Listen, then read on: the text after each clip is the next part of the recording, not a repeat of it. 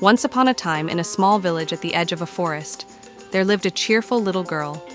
She always wore a bright red cloak with a hood, which her grandmother had lovingly sewn for her. Because of this, everyone called her Little Red Riding Hood. One sunny morning, her mother called her and said, "Little Red Riding Hood, your grandmother isn't feeling well. Take this basket of goodies to her house. But remember, stay on the path and don't talk to strangers." Little Red Riding Hood agreed and happily set off with her basket. She skipped through the forest, humming a tune, when suddenly a big, bad wolf appeared from behind a tree. "Good morning, Little Red Riding Hood," said the wolf, trying to sound friendly. "Where are you off to on such a lovely day?" Little Red Riding Hood stopped and replied, "I'm going to my grandmother's house. She's not feeling well, so I'm bringing her some treats." The wolf's eyes gleamed with a sly idea. "What a kind girl you are," he said. "Where does your grandmother live?" "In the little cottage at the end of the forest," Little Red Riding Hood answered. The wolf smiled, showing his sharp teeth. "Oh, I hope she feels better soon," he said. Then, with a quick goodbye, he dashed off into the woods. Little Red Riding Hood didn't suspect anything. She wandered along the path, stopping to pick flowers for her grandmother. But while she was picking flowers, the clever wolf ran straight to the grandmother's cottage. He knocked on the door. "Knock, knock.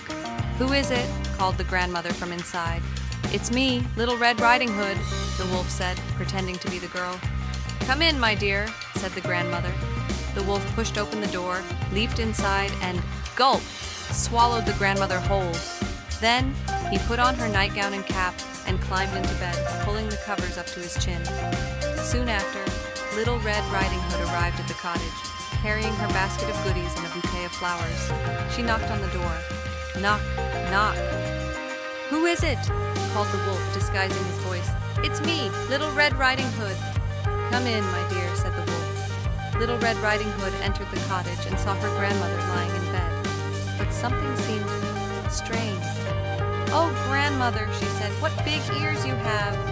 "All the better to hear you with, my dear," said the wolf. "And grandmother, what big eyes you have!" "All the better to see you with, my dear."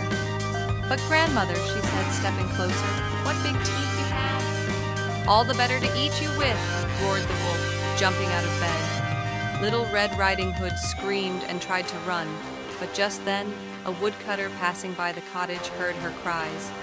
He burst through the door with his axe and saw the wolf. The woodcutter chased the wolf and scared him away deep into the forest. The wolf ran so fast he never came back again. Then the woodcutter helped Little Red Riding Hood open the wolf's belly. Out jumped her grandmother, safe and sound. "Oh, thank you!" cried Little Red Riding Hood and her grandmother. From that day on, Little Red Riding Hood promised to always listen to her mother and never talk to strangers again. And she always stayed on the path when walking through the forest. They all lived happily ever after.